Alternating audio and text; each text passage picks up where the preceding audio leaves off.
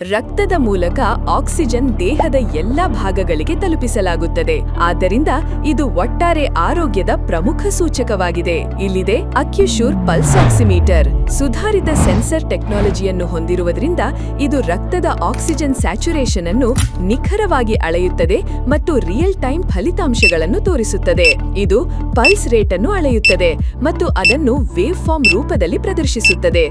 ಇದು ಹೃದಯದ ಆರೋಗ್ಯವನ್ನು ಸ್ಪಷ್ಟವಾಗಿ ಗಮನಿಸಲು ಸಹಾಯವಾಗುತ್ತದೆ.